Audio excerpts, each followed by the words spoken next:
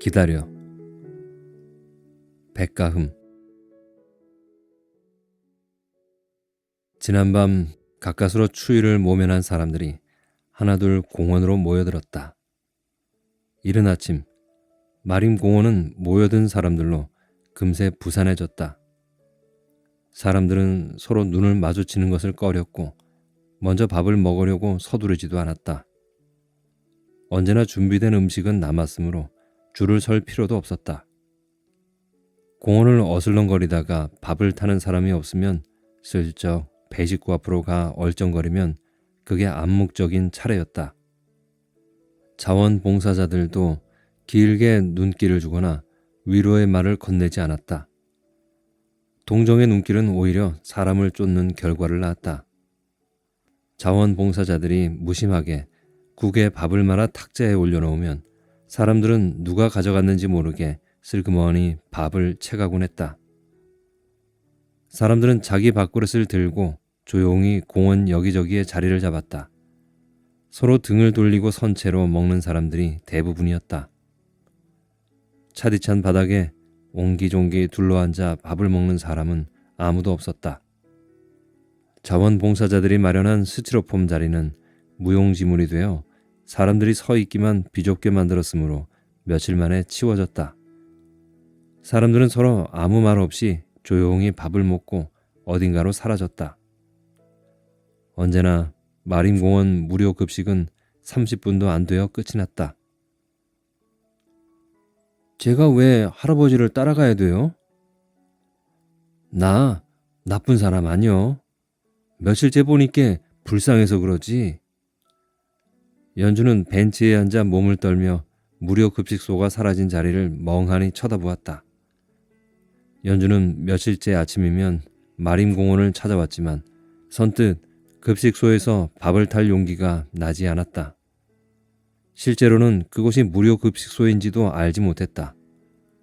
연주는 멀리 떨어져서 허겁지겁 밥을 먹는 사람들을 부러운 눈으로 쳐다보곤 했다. 사람들이 사라지면 슬그머니 벤치에 앉아 급식소에서 자신을 봐주길, 부르길 기다렸지만 아무도 연주에게 관심을 갖는 사람은 없었다. 그것 또한 암묵적인 약속이었다. 도움을 청하면 도와주지만 찾아다니며 도움을 베풀지는 말자는 것이 작은 교회가 무료 급식을 시작하며 내세운 한 조건이었다. 물론 연주는 그런 것 따위를 알 리가 없었다. 다만 노인만이 며칠째 공원 구석에 움츠려 있는 연주를 눈여겨보았을 뿐이다. 노인이 연주에게 급식소에서 받은 콩나물 국밥을 내밀었다. 집에 가서 같이 먹자고 그려. 어여 가자, 아가. 이렇게 추운데. 연주는 이빨까지 달그락거리며 몸을 떨었다. 연주는 주로 상가 건물 층계에서 잠을 잤는데 그것도 지난밤엔 자물쇠가 채워져서 밤새도록 잘 곳을 찾아 거리를 떠돈 터였다. 네 것도 다 놨어. 검정 비닐봉지 안에는 일회용 스티로폼 국그릇 2개가 포개진 채 식지 않도록 랩으로 포장되어 있었다. 연주는 망설였다. 노인의 호의를 거절하기에는 배가 너무 고프고 추웠기 때문이다. 집을 나온 몇 개월간 별의별 일을 다 겪은 후여서 연주는 노인이 겁나거나 하지는 않았다.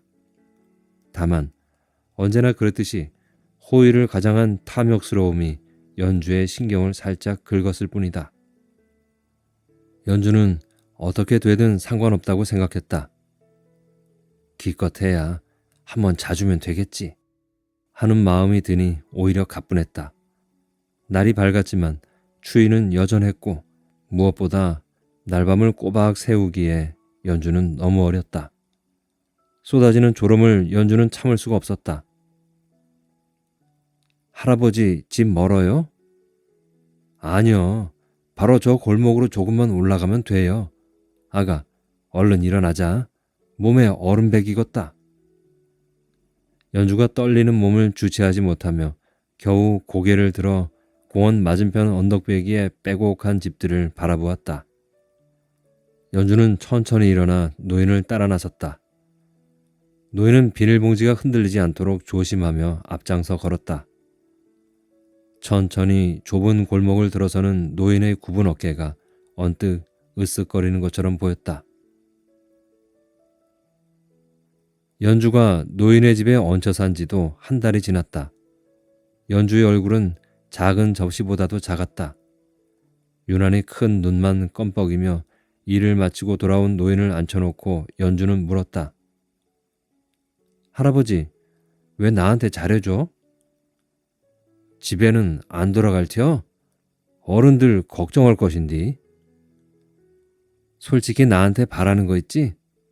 손만 대봐. 아주 죽었어. 연주는 온종일 아무것도 하지 않고 노인의 반지하 방에 틀어박혀 잠만 잤다.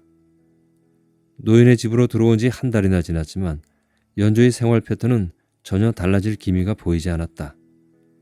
집 밖으로 나가는 일도 거의 없었고 온종일 누워있다가 가끔 일어나 텔레비전을 우두커니 보고 앉아 있거나 노인이 차려놓은 밥을 먹었다. 노인은 박스나 종이, 빈병들을 주워다 팔았다. 모든 게 흔해진 세상이라 하루벌이는 생각보다 괜찮았다. 밤새 박스와 빈병을 주워 아침에 고물상에 팔면 2, 3일은 너끈히 살 수 있는 돈이 생겼다. 노인은 평온하고 넉넉해진 삶에 감사했다. 더군다나 자신이 도움을 줄 사람이 있다는 것만으로도 노인은 뿌듯하고 따뜻한 마음이 들곤 했다. 근데 아가, 먹은 밥상은 좀 치워야지. 그냥 두면 냄새가 배나서. 연주는 들은 척도 하지 않고 고개를 돌려 텔레비전에서 눈을 떼지 않았다.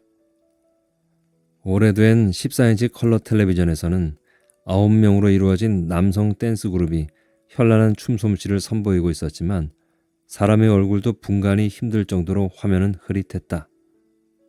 노인은 조용히 밥상을 치우고 설거지를 했다. 오래된 연립주택 반지하는 계절에 상관없이 언제나 눅눅한 습기를 가득 안고 있었다. 재개발 지구에 속해 있는 연립은 철거될 날이 이제 서너 달밖에는 남지 않은 아주 오래된 구닥다리 집이었다. 노인이 이곳으로 이사 온 지는 1년이 조금 넘었다. 철거일이 확정되고 보상 문제와 전매권 이전도 이미 이루어진 상태여서 동네는 텅 비었다. 300여 가구가 넘게 살던 동네엔 이제 노인을 포함해서 20여 가구도 남지 않았다. 이제 동네엔 아이들이나 젊은 사람이 하나도 없었다. 이젠 정말이지 갈 곳 없는 지친 인생들만이 쓸쓸한 철거일을 기다리며 겨울을 나고 있었다. 사람들이 하나 둘 집을 버리고 동네를 떠나갈 때 노인은 간단한 짐을 가지고 텅 빈 동네로 들어왔다. 비탈진 산동네에 다닥다닥 붙어있는 집들은 건너편 아파트 단지에서 보면 훌륭한 전경을 만들어냈다. 집집마다 밝히는 백열등, 형광등, 가로등 불빛은 아름다운 야경을 자아내 건너편 아파트 단지는 주위의 다른 곳보다도 월등히 시세가 높았다. 끝없이 이어지는 작은 골목길 끝에 성대 연립주택은 그나마 좀 번듯해 보이는 축에 속했다. 사람들이 집을 비우면 가스와 전기를 끊었기 때문에 집이 비었다고 해서 아무나 들어가 살 수도 없었다. 남겨진 동네 사람들과 교회 집사의 특별한 배려 속에 평생 거리를 떠돌던 노인은 번듯한 반지하 집을 얻을 수 있었다. 물론 철거일까지 한시적인 배려였다. 노인은 추운 겨울만 피하자고 생각했는데 뜻밖의 1년이나 누린 횡재에 감사할 따름이었다. 아가, 밖으로 안 나가고 싶으냐? 돈이 없어 그러냐? 연주가 천천히 고개를 돌려 노인을 올려다보았다. 노인은 설거지를 마치고 욕실에서 걸레를 빨아 나오는 중이었다. 기회가 사라질까 싶어 연주는 얼른 대답했다. 노인은 대답은 않고 묵묵히 방을 닦기 시작했다. 낡은 장판은 여기저기 찢어지고 때가 타서 아무리 닦아도 깨끗해 보이지 않았지만 노인은 아침 저녁으로 부지런히 방바닥을 닦았다. 연주가 사라졌다. 점심때가 돼서야 집에 돌아온 노인을 맞은 건 새벽에 차려놓고 나간 밥상뿐이었다. 노인은 넋을 놓고 멍한 채로 밥상을 덮어놓았던 신문을 슬쩍 들춰보았다. 새벽에 무료 급식소에서 타다 놓은 육개장이 냄비에 고스란히 남아있었다. 이젠 연주를 영영 못 볼 것 같은 마음이 들어 노인은 괜스레 찔끔 서운한 눈물 한 방울을 찍어냈다. 노인은 아랫목에 박아두었던 밥 공기를 가져왔다. 그러고는 얼음장처럼 차가워진 육개장에 다 식은 밥을 말아서 먹기 시작했다. 양은 냄비를 방바닥에 내려놓고 무릎을 세워 감싸고는 꾸역꾸역 목구멍 속으로 밥을 밀어넣었다. 집으로 가꿨지. 노인이 입을 오물거리며 남는 입으로 중얼거렸다. 밥을 먹는 뒤에도 헛헛했는지 밥 공기에 소주를 가득 부어 물 대신 마셨다. 노인은 김이 새어나가지 않도록 페트병 마개를 힘주어 닫았다. 평소 같으면 밥을 다 먹기 무섭게 설거지를 끝마쳤지만 노인은 밥상을 한쪽에 밀어놓고는 방바닥에 그대로 누웠다. 새벽에 들어왔을 때 곤히 자고 있던 연주의 모습이 떠올랐다. 연주가 자던 이불에는 몸만 빠져나간 자국이 선명했다. 언제나 이불 속에서 웅크리고 있던 연주가 생각나서 노인은 다시금 마른 눈물 한 방울을 흘렸다. 노인은 온기 없는 방바닥에 누운 채로 멍하니 방 안을 둘러보았다. 가져온 짐이 없으니 없어진 물건도 없었다. 못에 걸어두었던 연주의 점퍼가 사라졌고 그만큼 가려졌던 벽이 휑하니 남았다. 노인이 갑자기 벌떡 몸을 일으켰다. 야가 잠깐 나간 거 아니여? 그럼 그렇지. 노인이 서둘러 밖으로 나갔다. 동네는 언제나 그랬던 것처럼 쥐죽은 듯 조용했다. 사람들이 돈 되는 거라면 남김없이 떼간 후여서 동네에 온전한 집은 한 채도 없었다. 아직 사람이 살고 있는 집마저도 하룻밤새 대문이나 유리창 같은 것이 사라지곤 했다. 텅 비어버린 동네엔 골목길을 오가는 사람도 없었고 주인을 잃은 개 한 마리조차 없었다. 노인은 골목길 끝에 쭈그려 앉아 연주를 기다렸다. 서서히 취기가 오르기 시작했다. 새벽에 잠깐 집에 들르긴 했지만 노인은 지난밤을 꼬박 새운 채였다. 노인이 주머니를 뒤져 꼬깃꼬깃한 돈을 꺼냈다. 지난밤 일해서 번 16,000원이었다. 노인은 꼬깃꼬깃해진 지폐를 손바닥으로 눌러 정성스럽게 폈다. 큰맘 먹고 10,000원이라도 쥐어줘서 놀다 오라고 밖으로 내보낼 생각이었는데 노인은 퍽 아쉬운 생각이 들었다. 며칠 전 용돈을 바라던 연주의 표정이 생각났기 때문이다. 걔가 미안해서 말도 못 꺼냈을 것인디. 미처 배려를 못 해준 것이 생각하면 할수록 연주에게 미안하고 아쉬웠다. 노인은 쭈그려 앉아 연주를 기다렸지만 왠지 돌아올 것 같지 않았다.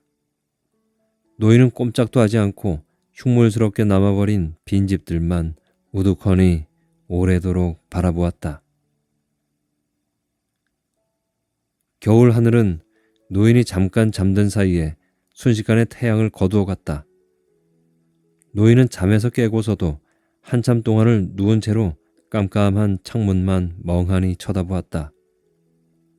습관적으로 잠에서 깨자마자 옆에서 웅크리고 잠든 연주의 이불을 여며주곤 했었는데 자기도 모르는 새에 베어버린 버릇 때문에 더욱 허전한 마음이 들었다. 노인이 어기적 일어나 수돗물 한 사발을 숨도 쉬지 않고 들이켜다가 우뚝 멈추었다. 아가! 노인은 다급하게 현관문을 열었다. 날선 바람이 노인의 볼을 갈랐다. 세찬 겨울바람이 반지하로 몰려 내려왔지만 노인은 몸에 들어서는 한기도 잊은 채 멍하니 어둠 속을 응시했다. 이렇게 추운디 어디를 간겨? 노인이 마른 입맛을 다시며 문을 닫았다. 자물쇠를 채우고 가만히 서 있었다. 입안에서는 계속 쓴맛 같은 게 돌았다. 쓸쓸히 돌아서던 노인이 잠가두었던 자물쇠를 다시 열어놓았다. 노인이 주섬주섬 옷을 입기 시작했다. 평소 같으면 이미 하루벌이의 반은 해놓았을 시간이었다. 동네와 거리에서 나오는 폐품이라는 것이 일정해서 조금만 시간이 늦어도 선점을 놓치기 쉬웠다. 노인은 옷을 다 입고서도 밖으로 나갈 생각을 하지 못하고 멍하니 앉아 있었다. 노인은 평생 혼자 떠돌며 살았다. 젊을 적에 여자가 없었던 것은 아니었지만 언제나 먹고 사는 일에 치여 결혼 같은 것을 꿈꾸어 본 적이 없었다. 가정은 한 몸 먹고 사는 것 다음이었다.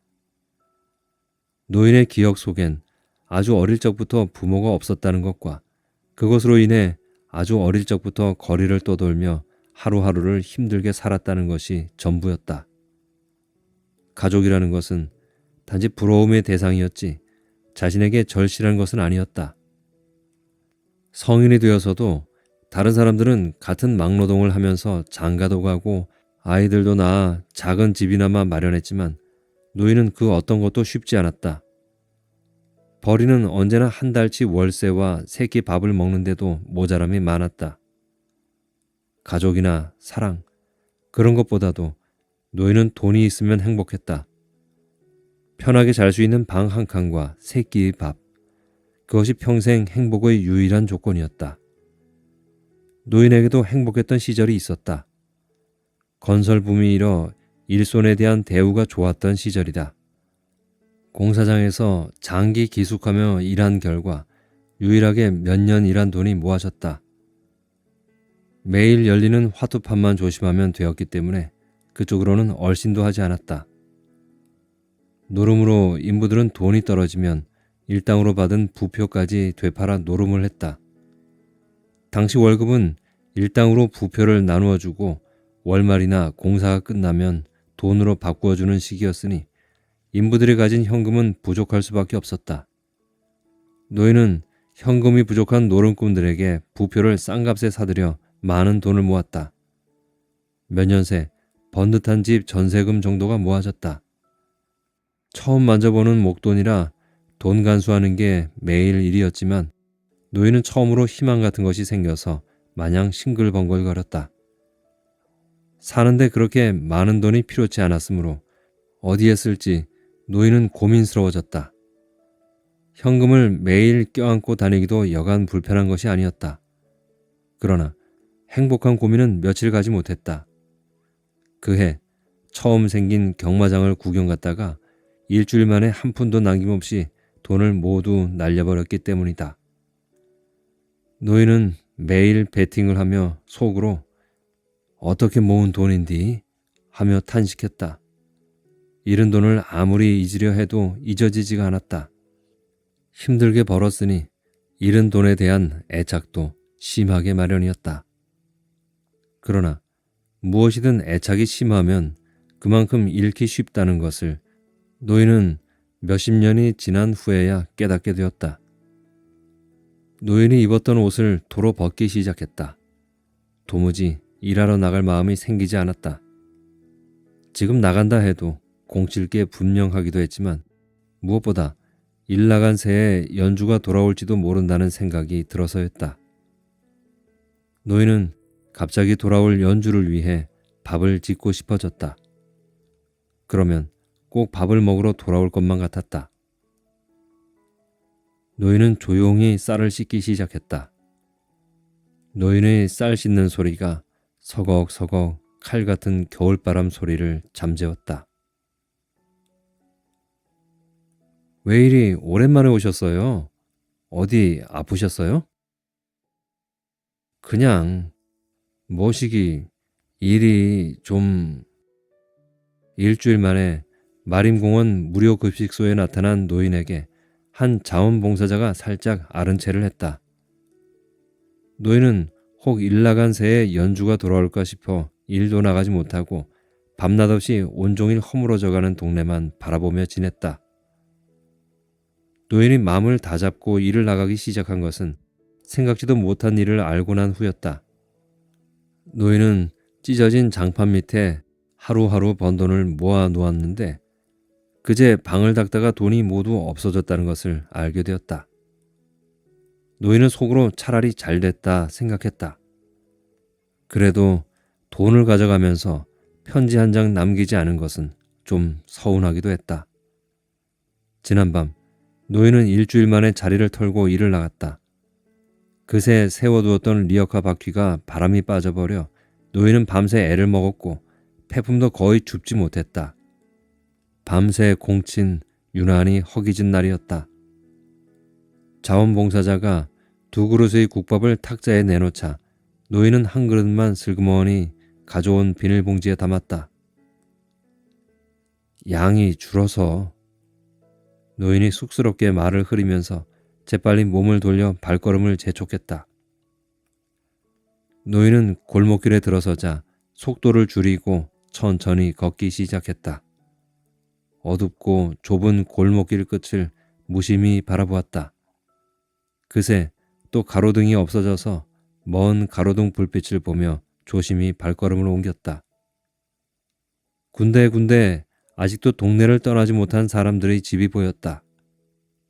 노인은 어둠 속 골목길을 천천히 걸으며 누군가 전선을 잘 나가면 정말 큰일이라고 생각했다. 구리는 꽤 값이 잘 나가는 폐품이어서 불안한 마음이 들기도 했지만 설마 누가 그런 짓까지 할까 싶어 애써 걱정을 떨쳐버렸다. 이미 가스관 같은 것은 잘려나가 동네에 가스 새는 냄새가 진동했다. 그래도 가스관을 떼어간 사람들이 일말의 양심은 남았는지 본관은 남겨두어 가까스로 추운 겨울을 나고 있는 형편이었다. 노인은 그나마 남은 그들의 양심에 골목길을 지날 때마다 진심으로 감사했다. 골목길 끝이 가까워오자 또 다른 불빛이 보이기 시작했다. 두런두런 사람 말소리도 들리는 것 같았다. 노인은 우뚝 걸음을 멈추었다. 그나마 골목길 끝은 가로등이 남아있어 희미한 윤곽이라도 확인할 수 있었다. 몇 명이서 담배를 피우고 있는 모양이었다. 날이 따뜻했을 적엔 가끔 불량스러운 청소년들이 빈 동네에 들어와 말썽을 부린 적이 여러 번 있어 노인은 슬쩍 겁이 나기 시작했다. 아니면 몇 개 남지 않은 가로등을 떼어가려고 온 사람들일지도 모를 일이었다. 날이 서서히 밝고 있었으므로 그들은 아닐 거라는 생각이 들었다. 노인의 집은 반드시 골목길을 지나가야 했으므로 어찌해야 좋을지 판단이 서지 않았다. 노인이 조용히 호주머니를 뒤져보았지만 동전 몇 개밖에는 없었다. 돈 좀 빼앗기는 것이야 대수로운 일이 아니었지만 몸에 해라도 입으면 꼼짝없이 며칠은 쉬어야 했으므로 노인은 그것이 걱정되었다. 그렇지만 늙은이를 두고 무슨 일이야 나겠냐 싶어 노인은 오래도록 참았던 발걸음을 초조하게 떼기 시작했다. 연주가 돌아왔다. 친구 둘과 함께. 연주와 친구들은 몸을 벌벌 떨며 쭈그리고 앉아 담배를 피우고 있었다. 노인은 놀라서 아무 말도 하지 못했다. 친구들은 노인을 보고서도 담배를 계속 피웠다. 노인의 눈엔 그런 것이 보일 리 없었다.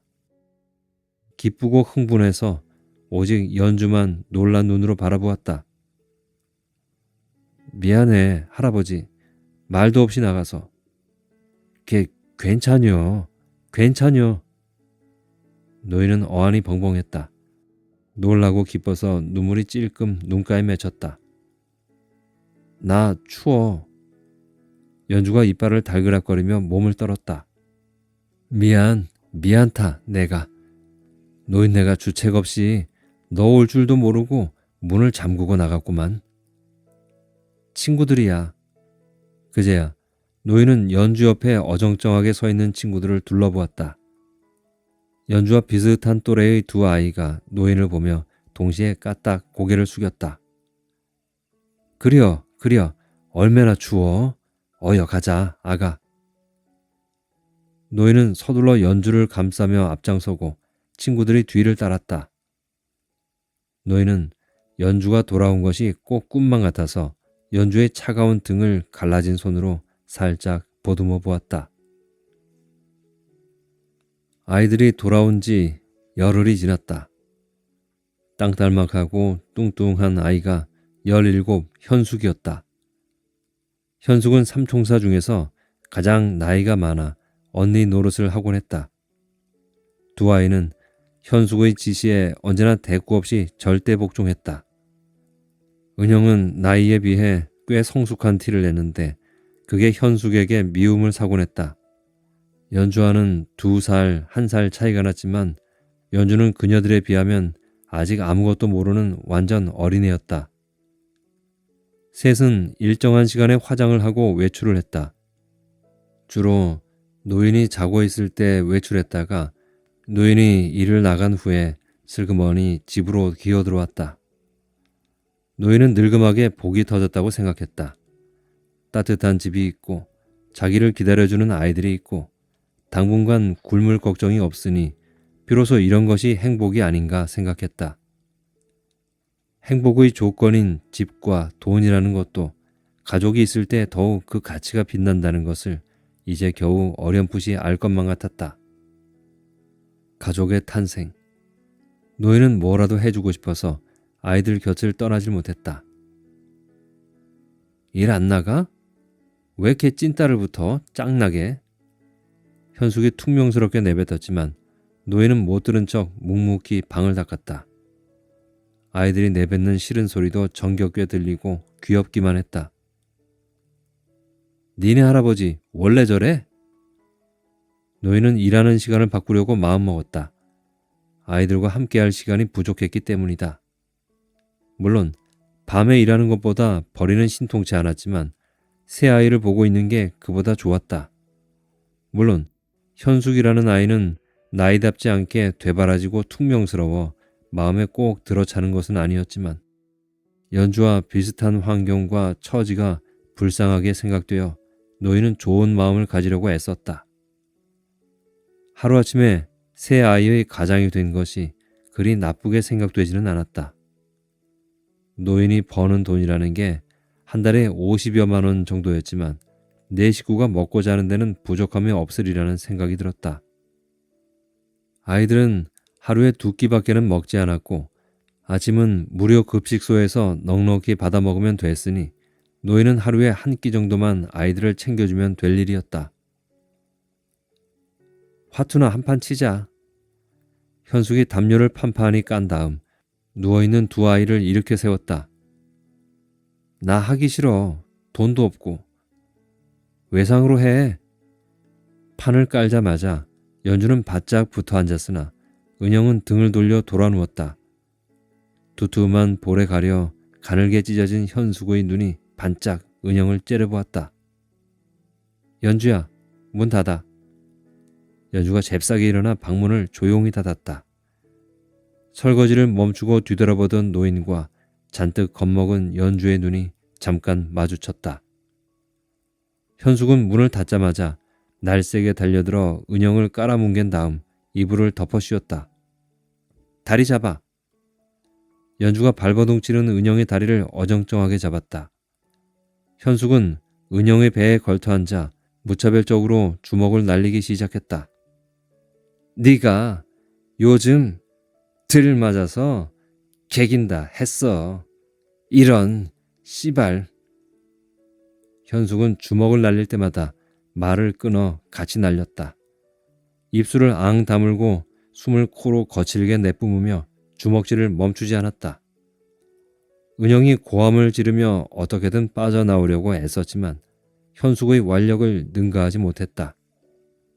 발악하며 내지르는 비명소리마저도 이불 밖으로 새어나오지 못하고 점점 숨이 막히게 했다. 뭔 일 난겨? 아가! 뒤늦게 알아차린 노인이 급하게 방문을 두드렸다. 현숙이 주먹을 멈추자 은영도 곧 잠잠해졌다. 은영은 녹초화된 몸을 늘어뜨렸다. 현숙이 천천히 배에서 내려와 이불을 걷어젖혔다. 은영이 몸을 떨며 두려움에 찬 눈으로 올려다보았다. 또 개겨 이년아. 다음엔 얼굴에 도표 그어줄 테니. 방구석에 쪼그리고 앉은 연주를 현숙이 째려보았다. 잘 봤지? 하는 표정이었다.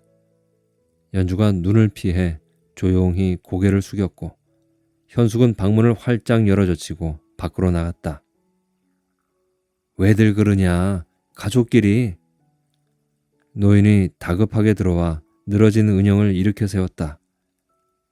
현숙은 담배에 불을 붙이며 현관문을 신경질적으로 닫고 나가버렸다. 순식간에 밀려 들어온 찬바람이 집안에 남은 세 사람을 얼어붙게 만들었다. 현숙과 은영이 사라졌다. 벌써 이틀째였다. 노인은 두 아이가 없어지자 모아둔 돈이 모두 그대로인 것을 확인하고 가슴을 쓸어내렸다. 노인은 속으로 원래 제 모습을 찾았으니 잘된 일이라 생각했다. 연주는 아이들이 없어지자 내쳐 잠만 잤다. 노인이 자고 있는 연주의 머리를 천천히 쓸어내렸다. 가들은 이제 안 오는 거지? 아가, 뭐 먹고 싶은 거 없냐? 연주는 귀찮다는 듯이 이불을 머리 위로 덮었었다. 이제 모든 것이 제자리로 돌아온 듯 보였다. 노인은 원래대로 밤에 일을 나가기 시작했고 무료 급식소에서 눈치를 보지 않아도 되었다. 우리 둘이 잘 살자, 아가. 연주가 이불을 걷고 벌떡 일어나 앉았다. 노인은 놀라서 움찔 뒤로 물러앉았다. 할아버지, 돈으로 주면 안 돼? 돈? 뭐 사준다며. 돈으로 줘. 내가 알아서 사 먹을게. 말하면 내가 일 나갔다가 그냥 줘. 돈. 나 놀고 싶단 말이야. 노인이 침침한 눈을 껌뻑이며 연주를 멍하니 바라보았다. 연주가 마주 앉은 노인의 호주머니를 뒤지기 시작했다. 때를 쓰는 연주를 노인이 가만히 붙잡았다. 연주는 신경질 가득한 얼굴로 금방 울음이라도 터뜨릴 것만 같았다. 가만히 있어봐, 아가. 노인이 찬장 안에 감춰둔 돈을 꺼내와 연주에게 내밀었다. 10,000원? 지금 장난해? 씨발, 장난하냐고? 연주가 노인이 내민 손을 쳐내며 버럭 고함을 질렀다.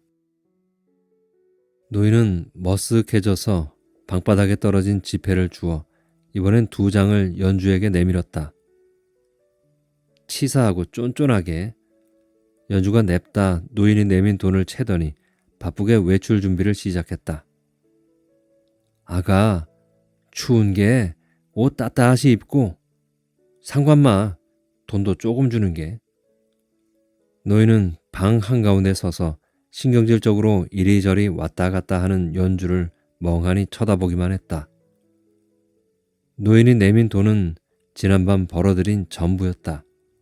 밤새 쉬지 않고 리어카의 폐품을 한 짐 가득 채워야 벌 수 있는 돈이었다.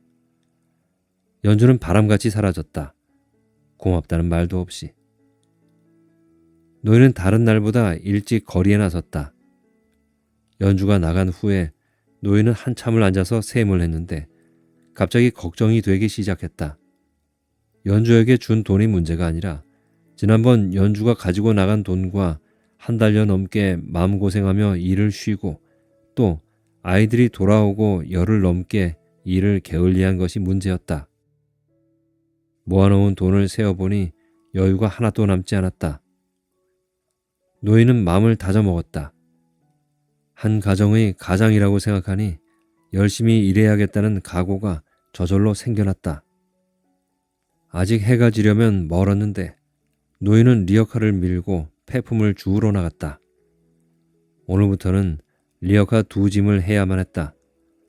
오후부터 내일 아침까지 쉬지 않고 일해야지 4만 원을 벌 수 있었다. 노인의 걸음이 바빠지기 시작했다. 오늘은 좀 먼 곳까지 가볼 생각이었다. 그러나 마음뿐. 몇 걸음 걷지 않았는데도 벌써 숨이 차올랐다.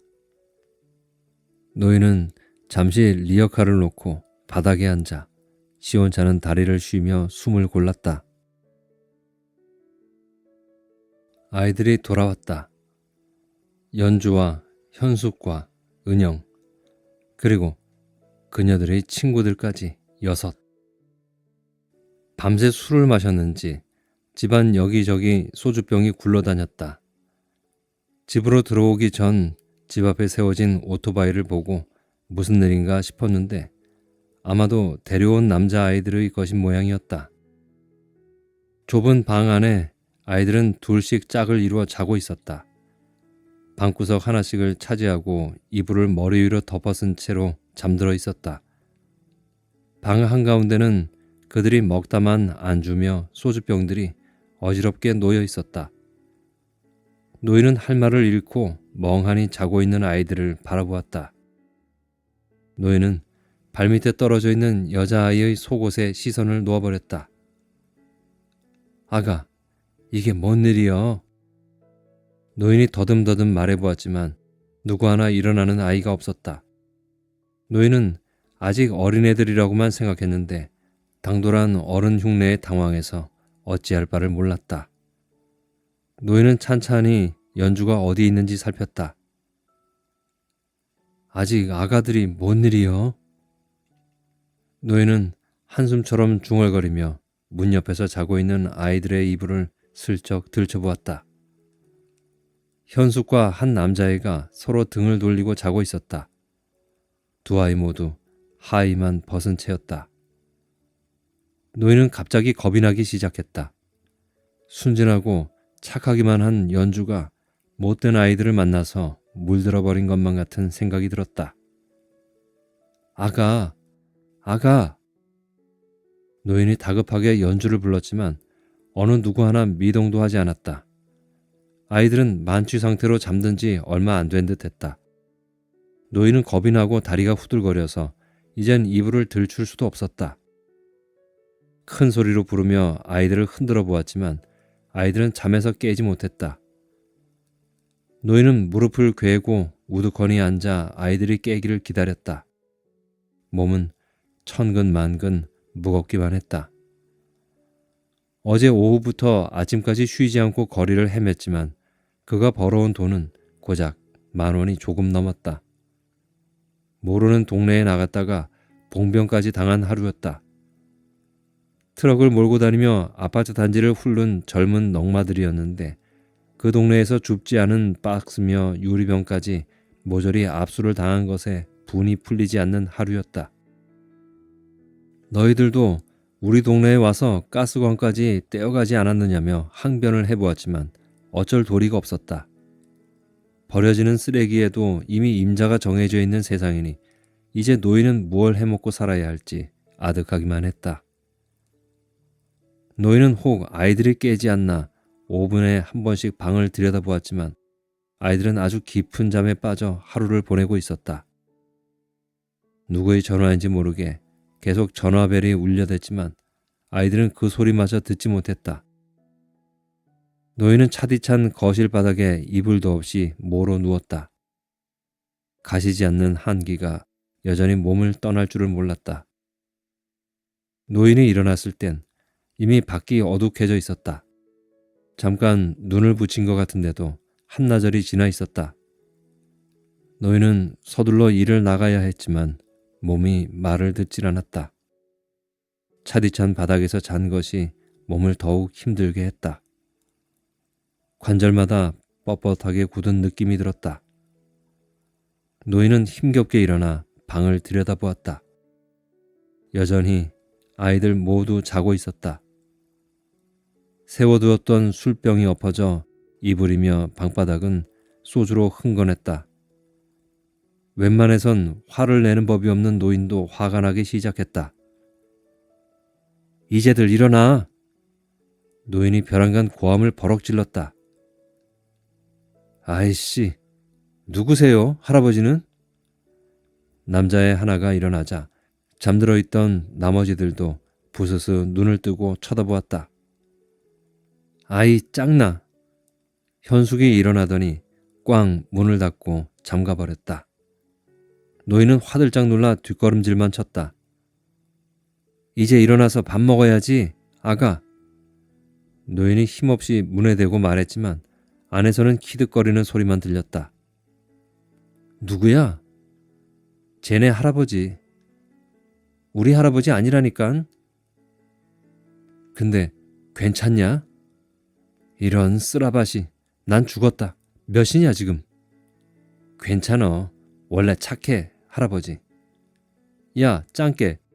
오늘 또 출근 안 했어? 얼른 배달 가야지, 짱깨씨.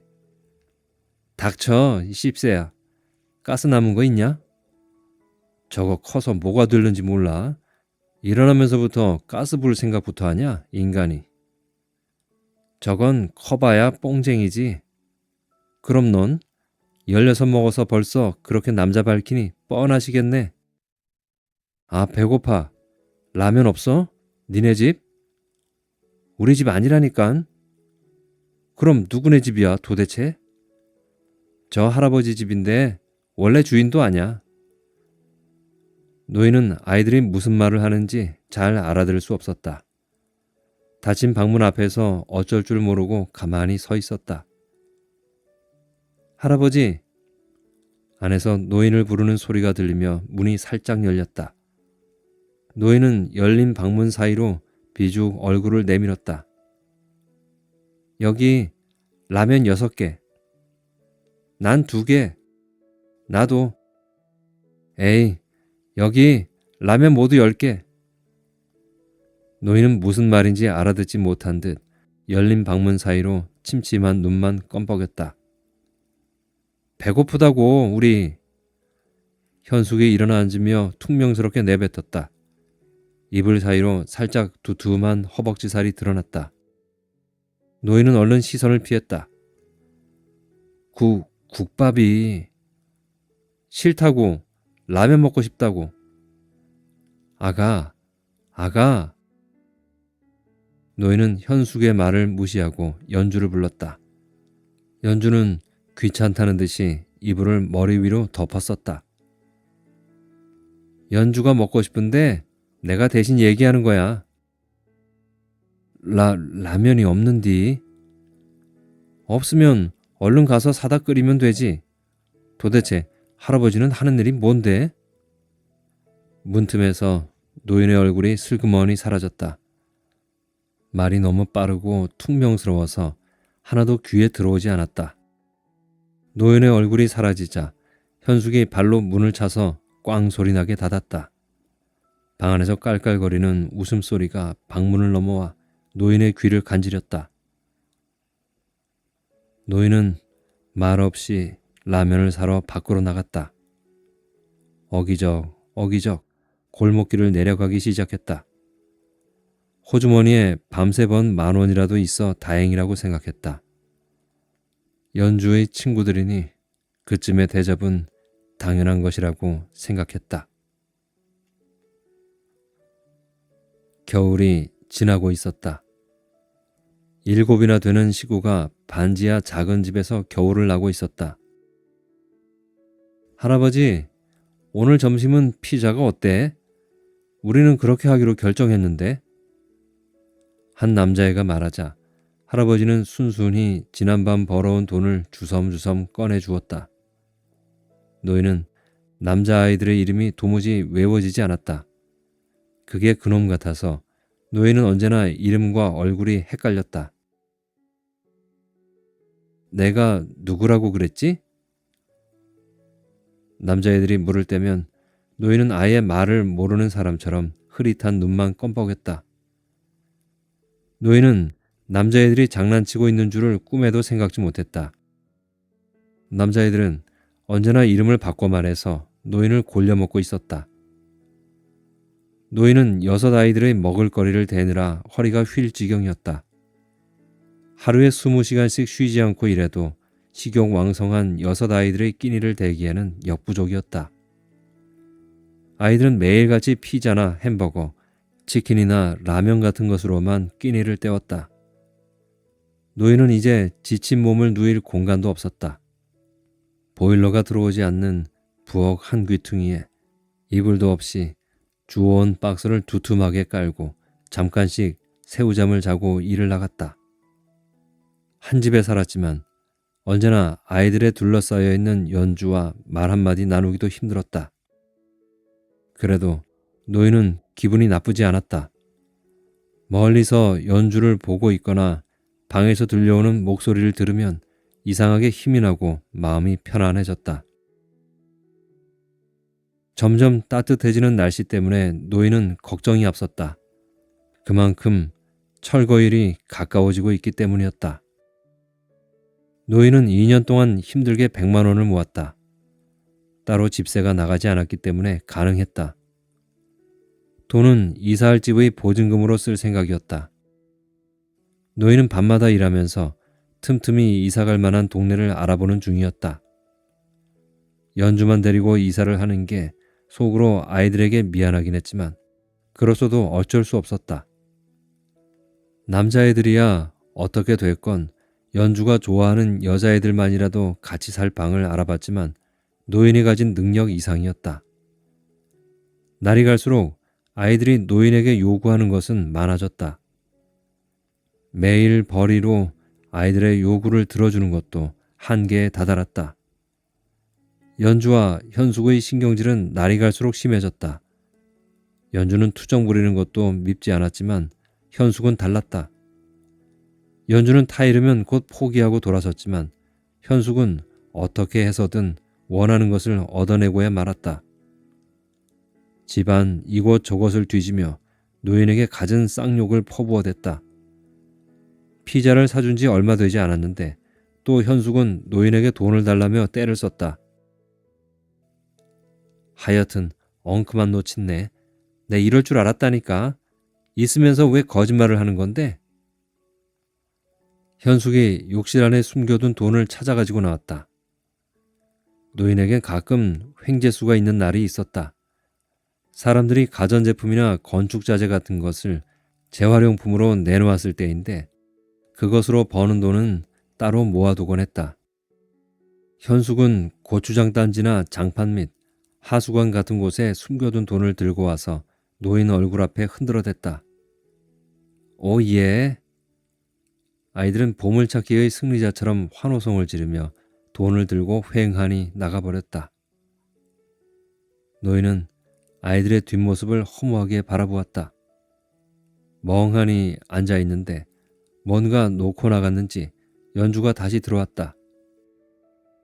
아가, 잠깐만 나랑 얘기 좀 하자. 급하게. 연주는 노인의 손을 뿌리치며 본체도 안 했다. 신발을 신으려는 연주를 노인이 다급하게 붙잡았다. 잠깐이면 돼. 아 왜? 오빠들 기다린단 말이야. 노인은 엉거주춤 서서 연주의 손을 붙들었다. 노인이 현관문을 열고 밖을 살폈다. 아이들이 없는 것을 확인하자 노인은 더듬더듬 말을 하기 시작했다. 그것이 아이 짜증나. 아 뭐. 연주가 퉁명스럽게 노인에게 대꾸했지만 노인은 찬찬히 연주를 바라보며 말을 이어나갔다. 저기 이사를 가야 하는데 여 집이 곧 철거돼서 말이여. 근데 너랑 둘이 갈 집을 봤는디 친구들한테는 둘이? 싫어. 내가 왜? 아가, 집으로 돌아갈 것이 아니면 말이여. 나랑 웬 상관이야? 돈도 없으면서. 거지가 뭔 상관이야? 돈 있어. 비밀인디 보증금 모아둔 거 있어. 우리 둘 살 돈 내가 모아놨어. 아가, 그러니께. 노인이 목소리를 낮추어 소곤거렸다. 아 몰라. 연주는 노인의 말을 끝까지 듣지 않고 밖으로 나가버렸다. 이젠 제법 따뜻해진 바람이 슬그머니 노인의 몸을 감쌌다. 노인은 멍하니 연주가 나간 문을 바라보았다. 그래도 연주가 원래 방식이 그래서 그렇지 아주 싫은 마음이 아닌 것 같아 다행스러운 마음이 들었다. 겨울은 이제 자취를 감추었다. 그러나 아직 봄이라고도 말하기 어려운 늦겨울과 초봄의 중간쯤 철거일이 결정되었다.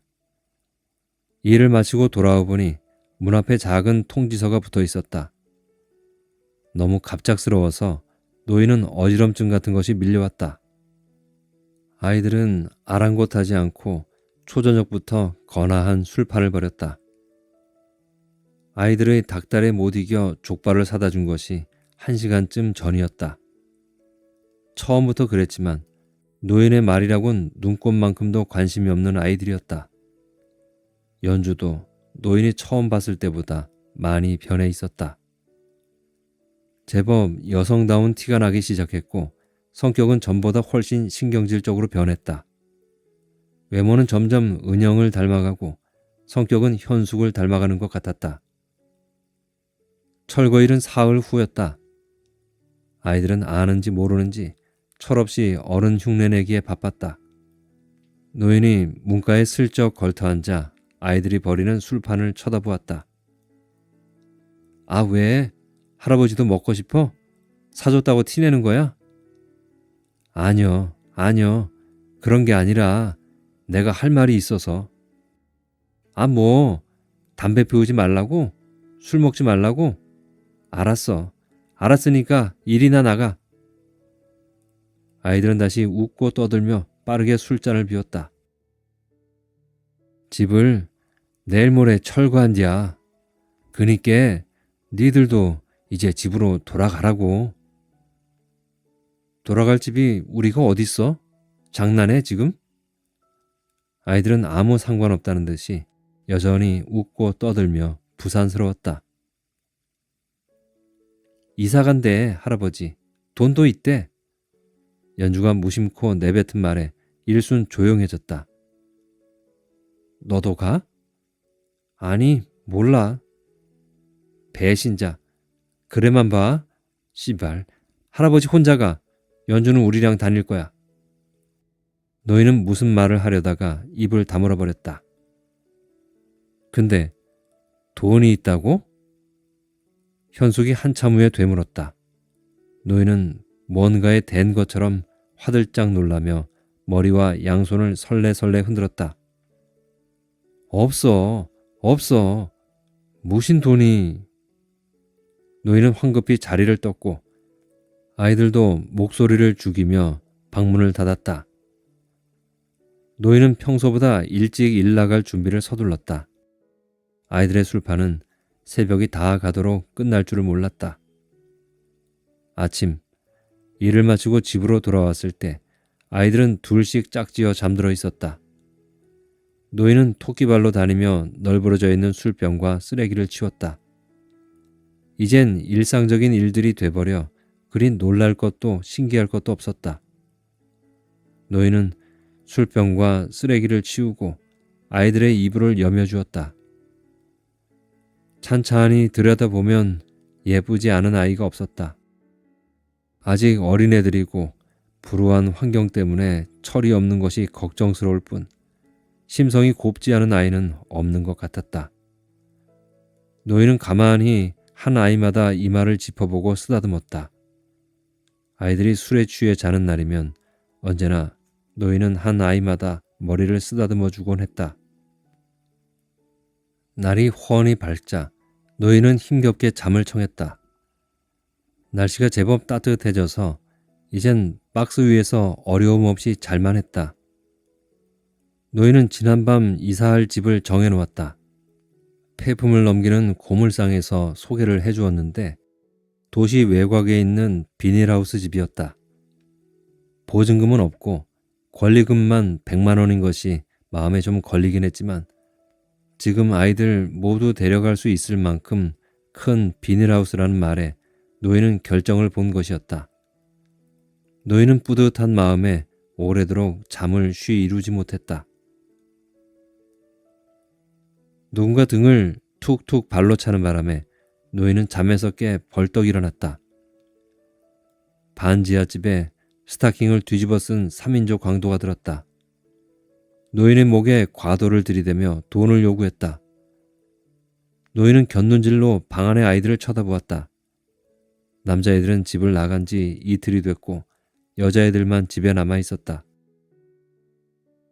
보다시피 아무것도 없슈. 강도들이 노인을 끌고 방으로 들어갔다. 여자애들은 벽에 등을 기대고 무릎을 세운 채 나란히 앉아 있었다. 애들은 아직 어린애들이요. 노인이 겁에 질려 더듬더듬 말을 이었다. 노인은 무서워서 고개를 들지 못하고 바닥만 보며 말했다. 시발, 돈 내놓으라니까. 돈 안 주면 저 애들 국물도 없을 줄 알아. 돈 있는 거 다 알아. 없슈, 돈. 넌 왜 웃어? 순식간에 시선이 은영에게 모아졌다. 연주와 현숙은 덤덤히 고개를 숙이고 있었는데 은영은 입을 손으로 가리며 키득거렸다. 아니에요. 그냥 스타킹 쓴 모습이 웃겨서. 잠잠했던 연주와 현숙도 강도들을 올려다보더니 키득거렸다. 장난해? 지금? 야, 너 일어나 옷 벗어. 강도 중 한 명이 은영을 일으켜 세워 옷을 벗기려고 했다. 아이고, 이게 웬일이여. 아직 애들이라니까. 그니까 돈 줘버려요, 그냥. 가만히 있을 거야? 우리 다 죽는다잖아. 현숙이 노인을 쏘아보며 퉁명스럽게 말했다. 연주는 묵묵히 고개를 숙이고 말이 없었다. 돈 없다니까. 있잖아, 보증금. 그게 우리보다 아까워? 아니, 그건 우리 모두가 살 집. 야, 쟤부터 끌고 나가 해치워. 한 명이 은영을 밖으로 데리고 나가고 곧 거실에서 우당탕거리며 비명소리가 들려왔다. 정말 안 줄 거야? 은영이 죽잖아. 다 할아버지 때문이야. 나중에 경찰 오면 그렇게 말할 거야. 현숙이 고함치며 노인을 재촉했다. 안 되는디. 참말로. 노인이 망설이며 엉거주춤 일어섰다. 근디 여기 없슈. 밖에 묻어놔슈. 거짓말. 지금 머리 쓰는 거야? 따라와 보면 되잖유.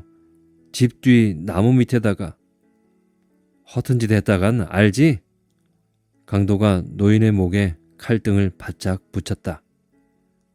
노인이 맨손으로 땅을 파기 시작했다. 정신없이 한참 흙을 긁어내자 땅속에서 책보로 싼 돈이 나왔다. 3인조는 돈을 받자마자 쏜살같이 골목길을 뛰어내려갔다.